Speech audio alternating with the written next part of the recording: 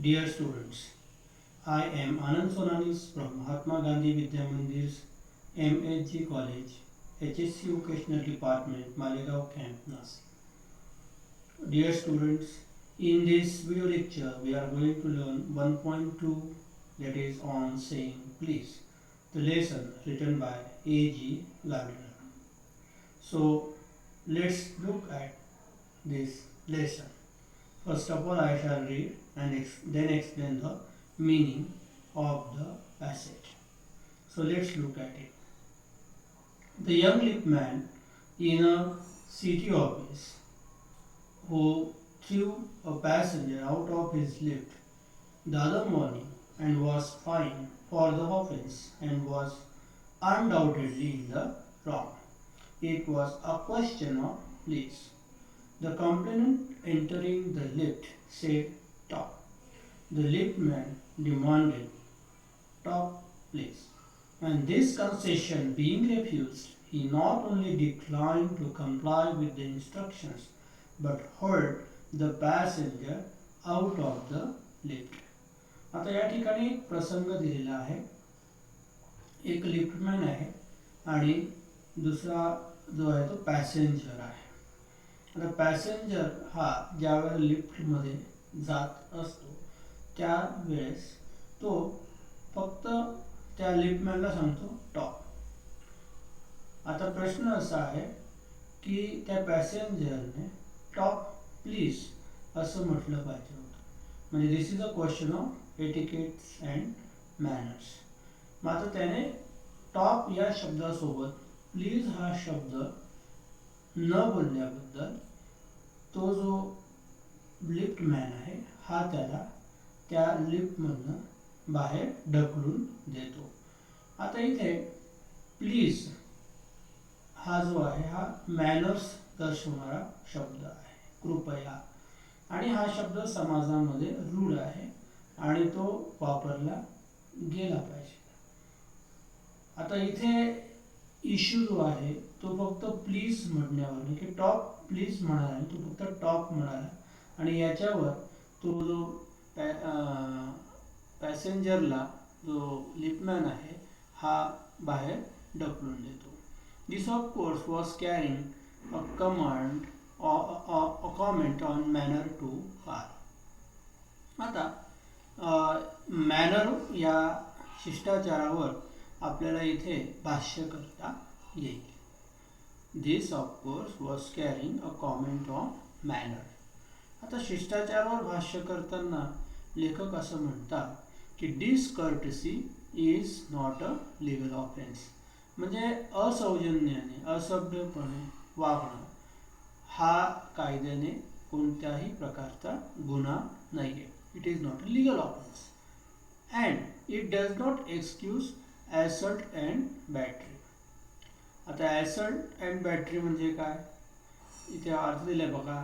And attack म्हणजे असा हल्ला which includes not only threats but also the actual use of violence. म्हणजे हल्ला की ज्याच्यामध्ये धमकी पण आहे आणि हिंसा पण आहे. म्हणजे कायद्याने आपण असभ्यपणे वागलं हा जरी गुन्हा नसला तरी मात्र आपण जर कोणी आपल्याशी असभ्यपणे वागलं आणि त्याच्यावर आपण अटॅक केला, हल्ला केला, त्याला मारहाण केली किंवा त्याला शारीरिक इजा पोहोचवली तर मात्र इट डज नॉट एक्सक्यूज. म्हणजे हा जो कायदा आहे हा त्या मारणाऱ्याला माफ करत नाही. म्हणजे इथे काय झालेलं आहे की लिफ्टमॅनचं म्हणणं बरोबर आहे की टॉप प्लीज म्हटलं पाहिजे, त्या पॅसेंजरने थोडे मॅनर्स पाळायला पाहिजे होते, पण तसं त्या लिफ्टमॅनच्या बाबतीत झालं नाही आणि म्हणून लिफ्टमॅनने त्याला बाहेर ढकलून दिलं. पण आता याच्यात दोन्हीमध्ये चूक कोणाची आहे तर लिफ्टमॅनची आहे.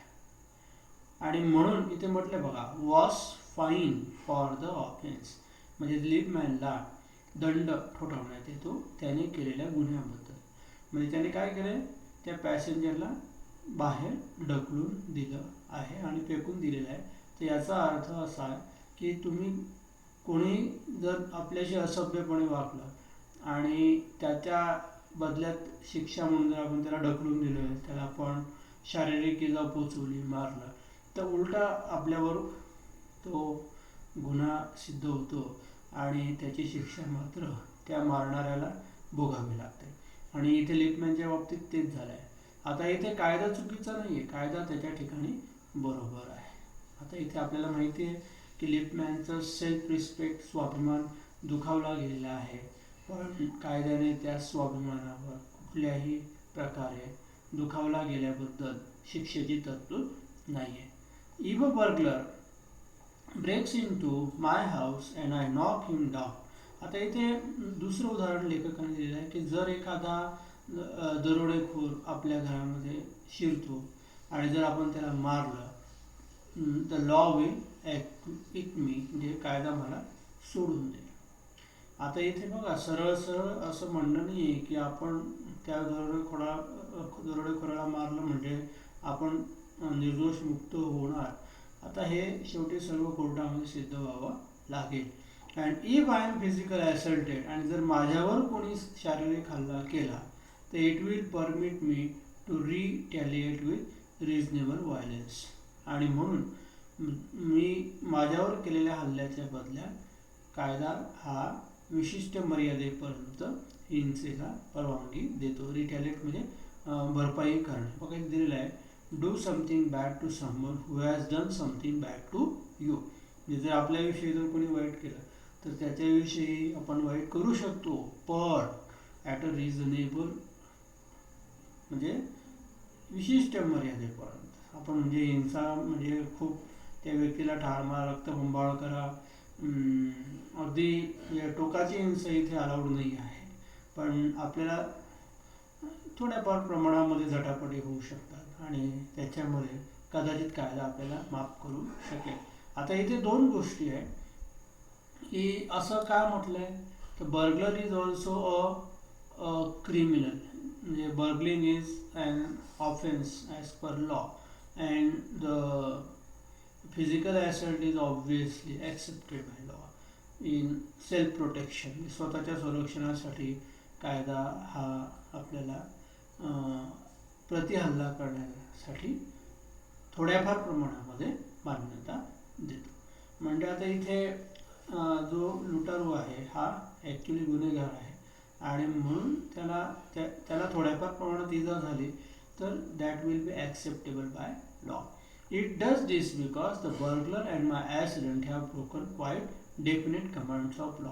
आता इथे काय माहिती आहे की बर्गलर हा जो आहे याने कायदा मोडलेला आहे, कमांड ऑफ लॉ. आणि तसंच ॲसिडेंट म्हणजे हल्ला करणारा जो आहे त्याने सुद्धा कायदा मोडलेला आहे. म्हणजे कोणी आपल्याला मारलं म्हणून आपण कायदा हातात घेऊ शकत नाही, त्याच्यावर आपण प्रतिहल्ला करू शकत नाही. पण स्वतःच्या बचावासाठी थोड्याफार प्रमाणात आपण तो केला तर कायद्याने तो अलाउड आहे, पण समोरचा व्यक्ती हा तितकाच गुन्हेगार असणं आवश्यक आहे. द बर्गलर हा ॲक्च्युली गुन्हेगार असल्यामुळे ते कदाचित अलाउड होऊ शकेल, पण इथे तरी लेखक असं म्हणत आहे की तुम्हाला तशी परवानगी नाही. You don't have any permission to attack on anybody, means you cannot break law. But no legal system could attempt to legislate against bad manners. आता प्रश्न असा आहे की वाईट शिष्टाचाराविरुद्ध कुठलीही कायद्याची सिस्टीम किंवा पद्धत ही कायदा करू शकत नाही. Or could sanction use of violence against something which it does not itself recognize as a legally punishable offence. म्हणजे कुठलाही कायदा हा बॅड मॅनर्सविषयी कायदा करू शकत नाही आणि तसंच तो हिंसेला प्रवृत्त करणाऱ्या गोष्टींनाही तो मंजुरी देऊ शकत नाही. म्हणजे एकीकडे आपल्याला हिंसाही करता येणार नाही आणि दुसरीकडे एखाद्या व्यक्तीने वाईट शिष्टाचाराने बॅड मॅनर्सने जर तो वागला तर त्याचा आपल्याला सूड म्हणून किंवा त्याची भरपाई म्हणून आपल्याला कोणत्याही प्रकारची फिजिकल ॲक्शन घेता येणार नाही. And our sympathy with Lippmann, we must admit that law is reasonable. आता इथे पॅसेंजर आणि लिफ्टमॅनच्या प्रसंगामध्ये आपल्या लिफ्टमॅनविषयी पूर्ण सहानुभूती आहे की त्याची माफक अपेक्षा होती की त्या पॅसेंजरने टॉप प्लीज म्हटलं पाहिजे होतं. पण त्या लिफ्टमॅनला झालेली जी शिक्षा आहे कायद्याने ती रिझनेबल आहे. इथे कायदा चुकीचा आहे का? तर नाही. तर तुम्ही कायदा हातात घेऊ शकत नाही, कायदा मोडू शकत नाही, जरी समोरची व्यक्ती असभ्यपणे वागली तरी. It would never do if we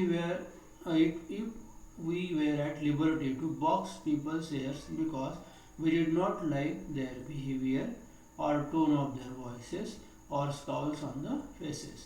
बघा इथे लगेच लेखक असं म्हणतो आहे की आपल्याला कुठल्याही प्रकारची लिबर्टी म्हणजे स्वातंत्र्य नाही आहे की जर कोणी कायद्याने वाईट वागला किंवा त्याचं जे बिहेवियर म्हणजे वर्तन जर आपल्याला आवडलं नाही, त्याचा बोलण्याचा टोन सूर आपल्याला आवडला नाही, जर तो उर्मटपणे बोलत असेल किंवा अरेरावीपणे बोलत असेल किंवा स्काउल ऑन फेसेस त्याच्या चेहऱ्यावर जर आठ्या पडलेल्या असेल, जर ती व्यक्ती रागाने बघत असेल, तर अशा व्यक्तीचे जे काही चेहऱ्यावरती एक्सप्रेशन, बोलण्याचं टोनिंग, त्याचं वागणं, तर याच्या विरुद्ध आपल्याला कुठल्याही प्रकारचा शारीरिक हल्ला करण्याचं स्वातंत्र्य कायद्याने नाही. Our fist would never be idle. आणि कधी कधी असं होतं की अशा व्यक्तींच्या विरुद्ध आपले जे मूठ आहे, हात आहे, ते कधी आळशी असू शकत नाही. म्हणजे काय की आपल्याशी जर कोणी असभ्यपणे वर्तन केलं तर की आपला हात सरसळतो, म्हणजे आपण त्याच्यावर शारीरिक हल्ला करण्याचा एक प्रकारे प्रयत्न करतो. आणि जर असं झालं तर मात्र कायदा हा मारणाऱ्याचं संरक्षण करू शकत नाही. कारण लेखक असं म्हणत आहे की जर कोणीही असभ्यपणे वागलं किंवा चांगलं बोललं नाही किंवा त्याच्या चेहऱ्यावर जर नेहमी राग असेल आणि अशा व्यक्तीला जर आपण मारहाण केली, तर आता अशी मारहाण जर प्रत्येक वेळेस होत राहिली तर gutters of the city would run with all blood all day. म्हणजे शहरातल्या गटारींमध्ये रोजच रक्त वाहत राहील, म्हणजे रक्तपात होत राहील. म्हणजे कायद्याने तुम्हाला हाणामारी करण्याची कोणतीही परवानगी नाही. I may be as civil as I may please and the law will protect me against violent retaliation. आता बघा इथे विरोधाभास असा आहे की मी कितीही असभ्य वागलो तरी मला कायद्याने शिक्षेची तरतूद नाही आहे, पण law will permit me against violent रिटॅलिएशन. पण माझ्या असभ्य वागण्याबद्दल जर कोणीही हिंसात्मक पद्धतीने त्याची भरपाई करण्याचा प्रयत्न केला, तर माझ्या विरुद्ध जर कोणी हिंसा केली तर कायदा हा माझं संरक्षण करेल. म्हणजे माझ्या असभ्यपणामुळे जर कोणी माझ्यावर हल्ला केला तर मात्र कायदा माझं संरक्षण करेल. म्हणजे इथे विरोधाभास असा आहे बघा की कुठल्याही प्रकारची हिंसा कायद्याने अलाउड नाही, हे मात्र आपण मुळात लक्षात ठेवलं पाहिजे. आय मे बी हॉटी, माझा स्वभाव हा तापट असू शकतो, और बुलिश म्हणजे काय, बॅड टेम्पर, अनहॅपी टेम्पर, और रूड उद्धट माझा स्वभाव असू शकतो. बघा म्हटलं त्याने हॉटी तापट स्वभाव असणे, bullish, and there is no penalty to pay except the penalty of being written down and ill-mannered fellow. आता मी असभ्यपणे वागलो तर मला काय केवळ एकच शिक्षा आहे, पेनल्टी ती म्हणजे मी वाईट माणूस आहे. म्हणजे समाजामध्ये एखादा माणूस जर चांगला वागला तर आपण त्याला म्हणतो की तो खूप वाईट माणूस आहे, चिडका आहे, संतापी आहे, रागीट आहे, तापट आहे. तर समाजामध्ये अशा प्रकारचे लेबल्स त्या माणसाला फक्त लावले जाऊ शकतात, पण कायद्याने त्याच्या माणसाला कुठल्याही प्रकारची शिक्षा नाही. म्हणजे कायद्याने तशा माणसाला शिक्षा तोपर्यंत नाही आहे जोपर्यंत म्हणजे त्याच्यावर किंवा त्याच्या विरुद्ध कोणी शारीरिक हल्ला करत नाही तोपर्यंत. म्हणजे काय की वाईट वागणाऱ्या माणसावर आपण हल्ला केला तर तो मात्र कायद्याने आपल्याला अलाउड नाही आणि that will be a punishable offense. The law does not compel me to say please or to attune my voice to other sensibilities any more than it says, बघा इथे म्हटलंय कायदा मला कंपेल म्हणजे सक्ती करू शकत नाही प्लीज म्हणण्याची, or attend my voice to people sensibility, म्हणजे माझे विचार लोकांच्या विचारांची जुळलेच पाहिजे याच्याविषयी सुद्धा कायद्याने मला कुठलीही कंपेल म्हणजे सक्ती नाही आहे. आता इथे मॅनर्सच्या बाबतीमध्ये लेखकाने उल्लेख केलेला आहे. तसंच it says that I shall not wax my moustache, moustache म्हणजे मिशा, और डाय माय हेअर, और wear ringlets down my back. आता इथे जसं माझं बोलण्याचं टोनिंग आहे, चेहऱ्यावरचे एक्सप्रेशन्स आहे, किंवा माझं जर रूड बिहेवियर आहे, बॅड बिहेवियर आहे, तर याच्या विरुद्ध जसं कायदा मला काही करू शकत नाही, तसं माझ्या राहणीमानावरही कायदा मला काहीही शिक्षा करू शकत नाही. म्हणजे काय की जसं मी मिशांना मेंढ लावलं नाही, माझ्या केसांना मी डाय केला नाही, किंवा माझ्या केसांच्या मागे वेअर रिंगलेट म्हणजे पॉनिटेल्स जर मी बांधली नाही, तर म्हणजे माझ्या पोशाखावर, माझ्या मेकअपवर म्हणजे केशभूषा, वेशभूषा याच्यावर कुठलंही बंधन किंवा याचे कुठल्याही प्रकारची तरतूद शिक्षेसाठी कायद्यामध्ये नाही आहे. म्हणजे माझी पर्सनॅलिटी, माझं पर्सनल लाईफस्टाईल हे माझं पर्सनल असल्यामुळे कायदा हा त्याच्यात हस्तक्षेप करत नाही. म्हणजे कोणी कसं राहावं, कसा पोशाख असावा, कशा प्रकारची वेशभूषा असावी, आणि कशा पद्धतीने म्हणजे किती तो असभ्य वागला वगैरे, तर ह्या गोष्टीसाठी कुठल्याही प्रकारचा कायदा हा आपल्याला सक्ती करू शकत नाही. It does not recognise the laceration of feelings. आता लॅसरेशन म्हणजे इथे कट ऑर टिअर म्हणजे आपल्या भावना दुखावल्या जातात. म्हणजे काही लोकांच्या बोलण्यामुळे, वागण्यामुळे आपल्या ज्या भावना दुखावल्या जातात, त्या दुखावलेल्या भावना म्हणजे लॅसरेशन ऑफ आवर फिलिंग्स हा कायदा ओळखत नाही किंवा कायदा त्या जाणून घेत नाही.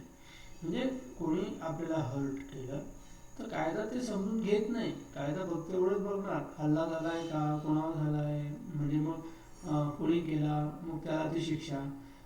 आता आपल्या अंतर्मनामध्ये आपल्या ज्या भावना आहेत त्या दुखावल्या गेल्याबद्दल कायद्यामध्ये कुठल्याही प्रकारची शिक्षेची तरतूद नाही.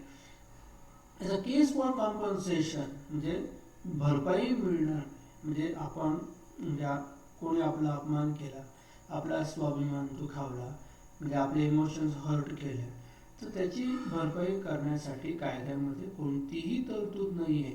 पण शारीरिक हल्ला केला तर मात्र आपल्याला त्याचे परिणाम भोगावे लागतात, त्याची शिक्षा भोगावी लागते. There is no allowance for moral and intellectual damages in this matter. म्हणजे आपलं जे काही नैतिक बौद्धिक नुकसान झालेलं असतं, कोणी आपल्याला हेतुपुरस्सर दुखावलेलं असतं, आपल्याशी अनैतिकपणे वागलेलं असेल, किंवा कोणी आपला अपमान केला असेल, स्वाभिमान दुखावला असेल, तर there is no allowance for moral and intellectual damages in this matter.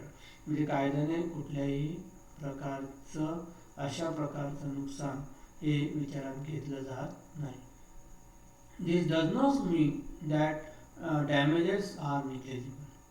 मग आता माझं बौद्धिक नुकसान झालेलं आहे, भावनिक नुकसान झालेलं आहे, नैतिक नुकसान झालेलं आहे, मग आपण याच्याकडे दुर्लक्ष करायचं का, तर नाही. निग्लेजिबल म्हणजे आपण not mean that damages are negligible म्हणजे आपण याच्याकडे दुर्लक्ष करू शकत नाही. It is probable that Lippmann was much more acutely hurt by what he regarded as a slur upon his social standing than he would have been if he had kicked on the shins.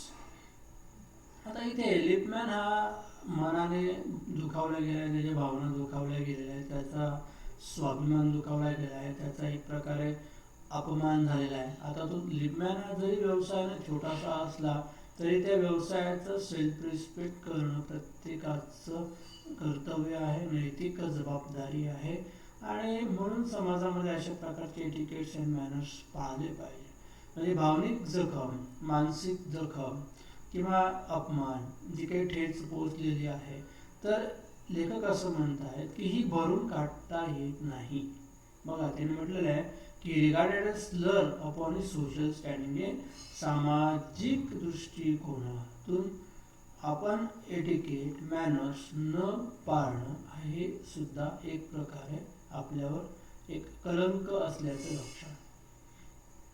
आता इथे लेखकाला हे सांगायचं आहे की etiquettes and manners are above law, म्हणजे कुठल्याही कायद्यापेक्षा etiquettes and manners हे श्रेष्ठ असतात आणि ते आपण पाळले पाहिजे.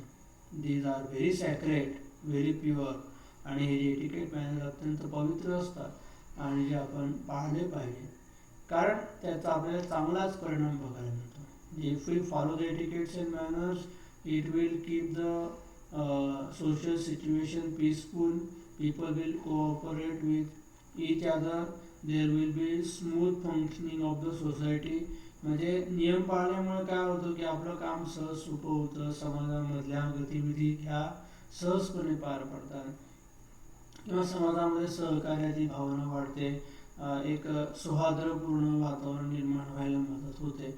आणि म्हणून इथे जो लिपमॅन आहे याच्या दृष्टिकोनातून त्याच्या भावना दुखावल्या गेल्या, तर ॲक्च्युली त्या पॅसेंजरने जे एटिकेट मॅनर्स पाळले नाही, तर हा एक प्रकारचा काय एक कलंक, म्हणजे असभ्य माणसाचं लक्षण काय की जो उर्मटपणे वागतो किंवा जो शिष्टाचारातल्या शब्दांचा वापर करत नाही, सॉरी, प्लीज, थँक्यू, वेलकम, है ना, ग्लॅड टू मीट यू, म्हणजे साधारण प्रकारे अशा प्रकारचे जे प्लीजिंग फिलिंग्स आहेत ते आपण वापरल्या पाहिजे. म्हणजे ऑटोमॅटिकली काय होतं की समाजातलं जे काही तापणारं वातावरण आहे, संतापाचं, रागाचं वातावरण आहे, ते न्यूट्रलाइज होण्यासाठी मदत होते. आता इथे लेखकाने दुसरं एक उदाहरण असं दिलं आहे की he would have been if he had a kick on the shoes. Then म्हणजे बघा, आता शीन म्हणजे काय, तर नडग्या, नडग्या म्हणजे गुडघा आणि गोटा यांच्यामध्ये जो पायाचा जो भाग आहे त्याला नडगी असं म्हणतात. म्हणजे त्याच्या नडग्यावर जर त्या पॅसेंजरने लात घातली असती, त्याच्यावर जे शारीरिक हल्ला केला असता, तर तो विसरून गेला असता. लेखक काय म्हणतोय की for which he could have got a legal redress. आता त्याला कायद्याने जर त्या पॅसेंजरने त्याला लात मारली असती पायावर, तर कायदा हा 100% हा त्या पॅसेंजरच्या बाजूने नसून तो लिपमॅनच्या बाजूने आहे. लिपमॅनला जर शारीरिक इजा जर त्या पॅसेंजरने पोचवली असती, तर त्याला कायद्याने लिगल रिड्रेस, तर कायद्याने त्याला एक प्रकारे उपचार मिळाला असता, कायद्याने त्याला न्याय मिळाला असता. पण लेखक असं म्हणतात, the pain of the kick on shin soon passes away. नडग्यावर मारलेली लात, पायावर मारलेली लात आणि त्याच्यामुळे होणारी वेदना, पेन म्हणजे ही लवकर निघून जाते किंवा ती आपण विसरून जातो. But the pain of a wound to our self respect, to our vanity may poison a whole day. पण आपल्या मनावर झालेली जखम, आपल्या स्वाभिमानावर झालेली वुंड, वुंड म्हणजे जखम, किंवा व्हॅनिटी म्हणजे आपल्या स्वाभिमानावर आपला जो अभिमान आहे याच्या जर कोणी दुखावण्याचा प्रयत्न केला, तर आपला संपूर्ण दिवस हा पॉयझन म्हणजे विषारी म्हणजे खराब जातो. म्हणजे कोणी आपला अपमान केला, कोणी अभद्र शब्द बोलला, कोणी आपल्याविषयी वाईट कॉमेंट्स केल्या, तर आपलं जे मन आहे ते स्वाभाविक आहे, ते दुखावलं जातं. आणि कदाचित शारीरिक हिंसेपेक्षा ही जी मनाची हिंसा जर कोणी केली तर ती न विसरण्यासारखी असते आणि ती जी जखम ही जास्त वेदनादायी असते. I can imagine that Lippmann denied the relief of throwing the author out of his wound out of the lip. म्हणजे आपण अशी कल्पना करू शकतो की जो लिफ्टमॅन आहे त्याने त्या पॅसेंजरला म्हणजे जोपर्यंत टॉप प्लीज म्हणत नाही तोपर्यंत त्याने त्या लिफ्टमध्ये जाण्याची परवानगी दिली नाही. उलट त्याने throwing the author out of his wound out of the lift, त्याने त्याला त्या पॅसेंजरला त्या लिफ्टमधनं बाहेर फेकून दिलेलं आहे. तर असं असूनही त्याचं मन हे दुखावलेलं आहे. म्हणजे समोरच्या व्यक्तीने प्लीज म्हटलं नाही आणि म्हणून ते लिफ्टच्या बाहेर त्याला फेकून दिलं. आता एवढं करूनही त्याचा स्वाभिमान जो दुखावलेला आहे तो तसाच दुखावलेला आहे. म्हणजे wound of to his self respect, म्हणजे ती त्याच्या मनामध्ये जे काही दुःख आहे ते कायम आहे. ब्रूडिंग ओव्हर, आणि जर याच्यावर जर आपण थिंकिंग म्हणजे विचार केला, ब्रूडिंग ओव्हर म्हणजे काय, तर thinking anxiously or sadly about something. म्हणजे आपण एखाद्या गोष्टीवर अत्यंत आतुरपणे जर विचार केला तर इन्सल्ट बाय एन हावर, जो अपमान त्या लिपमॅनचा झालेला आहे तर हा कसा भरून निघेल. आता इथे लेखकाने काय केले, अपमानाची एक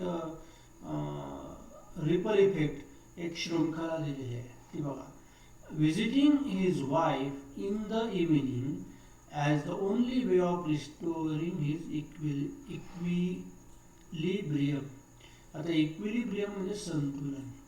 आता रागाचं संतुलन कसं होणार आहे, अपमानाचं संतुलन कसं होणार आहे, तर पॅसेंजरला ढकलून दिल्यानंतरही जर त्याच्या अपमानाचं संतुलन झालं नसेल तर मात्र तो घरी जाऊन तो सगळा त्याचा जो संताप आहे तो त्याच्या कोणावर काढेल, पत्नीवर काढेल.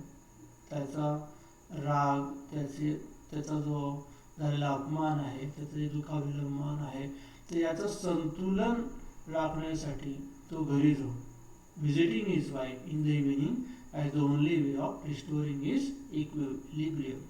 आता लेखकाने इथे असं म्हटलेलं आहे की मानसिक हिंसा, शारीरिक हिंसा, एखाद्याचं मन दुखावणे, स्वाभिमान दुखावणे, अपमान करणे, तर याचं कुठेतरी मूळ असतं आणि त्याचं कुठेतरी संतुलन होणं गरजेचं असतं. जसं एखादा बॉस रागवला तर बॉसचं रागवण्याचं संतुलन हे साधारणतः जो काही त्याचा जो अंडर ज्युनियर असेल त्याच्यावर निघेल, ज्युनियरचा संताप आणखी त्याच्यापेक्षा कोणी खालचा असेल त्याच्यावर निघेल.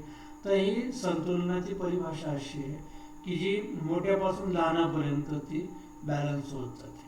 आता बघा, for there are few things more catching than bad temper and bad manners.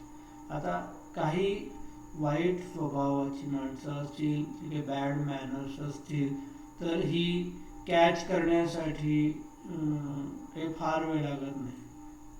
म्हणजे बघा, चांगल्या सवयी लागायला वेळ लागतो, पण वाईट शिष्टाचार, वाईट म्हणजे बॅड मॅनर्स, बॅड टेम्पर हा म्हणजे लक्षात यायला वेळ लागत नाही. आता एक उदाहरण असं दिलं आहे, वेन सर अँटनी ॲब्सोल्यूट. आता इथे लेखकाने एक उदाहरण दिलं आहे, रायव्हल्स नावाचं एक नाटक आहे, 1775 मध्ये लिहिलं. त्याच्यातला जो तिसरा अंक आहे त्याच्यातला जो सीन आहे, कॉमेडी बाय शेरिडन नावाच्या लेखकाने हे नाटक लिहिलेलं आहे. तर त्याच्यात त्याने असा प्रसंग मांडलेला आहे की सर अँटनी ॲब्सोल्यूट हा ब्युलाईट म्हणजे रागवतो, खरडपट्टी काढतो. कोणाची? कॅप्टन ॲब्सोल्यूटची.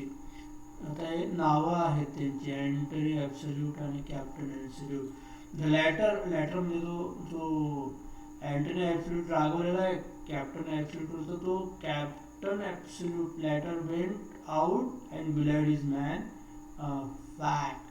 मग तो जो कॅप्टन ॲब्सोल्यूट आहे तो फॅगला रागवतो. म्हणजे अँटनी ॲब्सोल्यूट कोणाला रागवतो? कॅप्टन ॲब्सोल्यूटला रागवतो. मग कॅप्टन ॲब्सोल्यूट कोणाला रागवतो? तो फॅगला रागवतो. बघा, अँटनी ॲब्सोल्यूट हा बॉस आहे, त्याच्यापेक्षा कॅप्टन हा काय, ज्युनियर आहे. म्हणजे बॉस कॅप्टन ॲब्सोल्यूटला रागवला म्हणून तो नंतर जाऊन त्याचा जो माणूस आहे फॅगला रागवतो. Whereupon Fag went out down stair and kick the page boy. आणि मग फॅग काय करतो की पेज बॉयला लाथ मारतो. म्हणजे इथे रिकरिंग इफेक्ट ऑफ अँगर और रिकरिंग इफेक्ट ऑफ रिसेंटमेंट, किंवा एखाद्याचा रागावणं किंवा झालेला जो अपमान आहे तर त्याचा जो रिपल इफेक्ट आहे तो कसा पास आउट होतो from one person to another.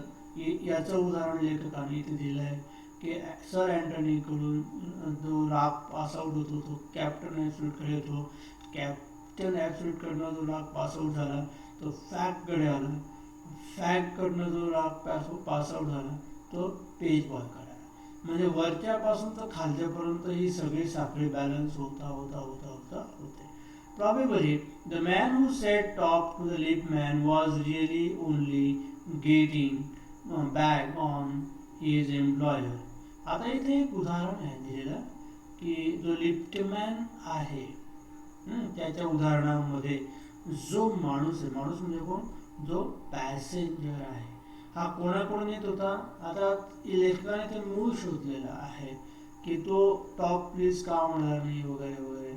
तर मग the man who said top to लिव्ह man was really only getting back on his employer, तो त्याच्या मालकाकडनं येत होता. आता who had not said good morning, आता तो मालक गुड मॉर्निंग म्हणाला नाही आणि म्हणून तो पॅसेंजर हा टॉप प्लीज म्हणाला नाही. बघा इथे चूक कोणाची आहे, मालकाची आहे की the employer has not said good morning.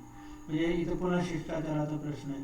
To him because, आता एम्प्लॉयर गुड मॉर्निंग का नाही म्हणाला, to him because he himself had been handpicked at breakfast by his wife, की त्याला त्याची जी बायको आहे तिने खूप सतावलं, खूप त्याला सतावलं. हेनपेक म्हणजे सतावणे असा अर्थ घ्यायचा, त्रास देण्याचा अर्थ घ्यायचा. तर मग त्याच्या पत्नी म्हणजे एम्प्लॉयरच्या पत्नीने त्याला त्रास दिला म्हणून एम्प्लॉयरने पॅसेंजरला टॉप प्लीज म्हटलं. आता त्या पत्नीला पण कोणी त्रास दिला असेल की नाही. बघा त्या पत्नीला कोणी त्रास दिला, to whom the cook had been insolent. Insolent म्हणजे उद्धट वागणे किंवा रूढ वागणे. म्हणजे आता त्या एम्प्लॉयरच्या पत्नीशी उर्मटपणे कोण वागलं, तर कुक म्हणजे तो कोण आचारी असेल तो उर्मटपणे वागला. मग आता कुक उर्मटपणे का वागला, because the housemaid had answered her back. म्हणजे जी हाऊसमेड नोकराणी आहे तिने उलट उत्तर दिलेलं असतं कुकला. आता बघा बेसिक साखळी काय आहे की हाऊसमेडने उलट उत्तर दिलेलं आहे कुकला, है ना. मग कुकला उलट उत्तर दिल्यामुळे कुकने तिचा जो काही संताप आहे तो कोणावर काढला, तर त्या एम्प्लॉयरच्या पत्नीवर काढला. एम्प्लॉयरच्या पत्नीने तिचा संताप कोणावर काढला, एम्प्लॉयरवर काढला. आणि एम्प्लॉयरने त्याचा संताप कोणावर काढला, पॅसेंजरवर काढला, म्हणजे त्या मॅनवर काढला. आणि त्या माणसाने त्याचा संताप कोणावर काढला, तर तो लिफ्टमॅनवर काढला. आणि लिफ्टमॅनने त्याचा संताप कोणावर काढला, तर तो त्याच्या पत्नीवर काढला. आता त्याच्या पत्नीने कोणावर संताप काढला हे आता पुढे दिलेलं नाही आहे, पण ही साखळी अशीच चालू असते, ज्याला आपण इक्विलिब्रियम म्हणजे बॅलन्स, संतुलन असं म्हणतो. की रागाचं संतुलन मॅनेजमेंट हे अशा पद्धतीने एकावरून दुसऱ्याकडे, दुसऱ्यावरून तिसऱ्याकडे, तिसऱ्यावरून चौथ्याकडे, अशा प्रकारे ते रिकरिंग इफेक्टमध्ये, रिपल इफेक्टमध्ये पुढे पुढे जात राहतं. आणि मग याचा संपूर्ण परिणाम काय होतो, तर लेखक असं म्हणतात, we infect the world with our ill humours. आपल्या वाईट स्वभावाने आपण जगामध्ये संसर्ग निर्माण करतो. म्हणजे बघा वाईट वागणं हे सुद्धा एक संसर्गजन्य आजारासारखं असतं. Bad manners probably do more to poison the stream of the general life than all the crimes in the calendar. इथे कॅलेंडर म्हणजे कोर्टामध्ये ज्या केसेस असतात त्यांच्या ज्या तारखा असतात, गुन्ह्याच्या तारखा, तर त्या सर्व गुन्ह्यांपेक्षाही बॅड मॅनर्स हे आपल्या जीवनाचा प्रवाह हा अगदी पटकन लवकर प्रदूषित करतात. It makes poisonous. म्हणजे काय, the bad manners are more poisonous than the crimes in the court or all the crimes in the calendar. इथे कॅलेंडर शब्दाचा अर्थ तुम्ही बघा, कॅलेंडर मीन्स भिंतीवर टाकण्याचं कॅलेंडर, पण इथे अर्थ असा अभिप्रेत आहे की calendar cause arrange for trial in court. कोर्टामध्ये खटले चालवण्यासाठी जे काही वेळापत्रक असतं त्याला कॅलेंडर असं म्हणतात. आणि त्या खटले चालवण्याच्या त्या गुन्ह्यांचं जे वेळापत्रक आहे त्याच्यापेक्षाही अधिक प्रमाणामध्ये जे बॅड मॅनर्स असतात ते खूप विषारी असतात. For one who gets a black eye from an otherwise good natured husband, बघा इथे one by sorry for one by who gets a black eye from an otherwise good natured husband. एखाद्या चांगल्या स्वभावाच्या माणसाने जर चुकून त्याच्या पत्नीला ठोसा मारले, तर ब्लॅक आय म्हणजे ठोसा मारणे किंवा कानशिरात लगावणे, जसं मारल्यानंतर डोळ्याच्या खाली काळे वर्तुळ येतात बघा, तर तसे ते तो त्या अर्थाने ब्लॅक आय आहे. तर एखाद्या पत्नीला जर एखादा चांगला स्वभावाचा माणूस, म्हणजे आपण म्हणू की हा माणूस खूप चांगला आहे, खूप चांगला वागतो, खूप चांगला बोलतो, आणि जर त्याच्याकडून संतापाच्या आवेशामध्ये जर त्याच्या पत्नीला एखादा बुक्का मारला गेला किंवा त्याने जर मारहाण केली, तर काय होतं, there are 100 who live the life of martyrdom under the shadow of Moro's temper. आणि तो जो त्याचा अनहॅपी टेम्पर आहे, तर त्या अनहॅपी टेम्परमुळे हजारो शेकडो 100 लोकांना होतात, म्हणजे त्यागाचं जीवन जगावं लागतं. मार्टिरडम म्हणजे काय की एका व्यक्तीमुळे अनेक लोक बदनाम होऊ शकतात. इथे पर्टिक्युलरली आता इथे मेन असं म्हटलेलं, हजबंड हा शब्द प्रयोग केलेला आहे. आता एखाद्या पतीने पत्नीला मारहाण केली की पती बदनाम होतो, पण त्याच्यासोबत अनेक असे 100 पती पण बदनाम होतात. म्हणजे काय की माणसाच्या स्वभावामुळे काय होतं की ऑटोमॅटिकली इतर माणसंही बदनाम होतात, त्याचा कलंक त्यांनाही लागतो. म्हणजे आपण म्हणू की एखाद्या माणसाने जर असं काही दुष्कृत्य केलं असेल, तर मग साहजिक आहे, स्त्रिया काय म्हणतात की मग माणसाची जात अशीच असते, तापडच असते, नाही का. संतापाला आपण जर आपल्या संतापाला आवर नाही घातला, मारहाण केली, तर मग स्वाभाविक आहे की एक ती व्यक्ती तर बदनाम होतेच होते, पण ती जात पण बदनाम होते, मनुष्य जात आपण म्हणूया. आता असे अनेक प्रसंग आपण अनेक टी व्हीवर बातम्यांमध्ये पण बघत असतो, आहे की नाही. तर म्हणून आपला बॅड टेम्पर हा कितीही बॅड टेम्पर असेल तरी त्याचं रूपांतर आपण आवेशात होऊ द्यायचं, म्हणजे त्याचं रूपांतर आपण शारीरिक हल्ल्यात होऊ द्यायचं नाही, हेच लेखकाचं म्हणणं आहे. म्हणजे याच्यात बेस्ट रेमेडी म्हणजे चांगला उपाय काय, तर we must control our bad temper, we must keep our sense intact. म्हणजे आपले जे शुद्ध आहे, सेन्सिबिलिटीज आहेत, त्या आपण कायम आपल्या नियंत्रणात ठेवल्या पाहिजे, आपली सतत विवेकबुद्धी जागरूक ठेवली पाहिजे, हा याच्यावर एक उपाय आहे. But all the same the law can not become the guardian of our private manners.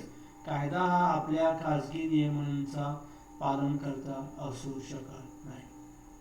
म्हणजे एटिकेट मॅनर्स पाळणं, this is our private responsibility, social responsibility, म्हणजे खाजगी पण सामाजिक जबाबदारी आहे.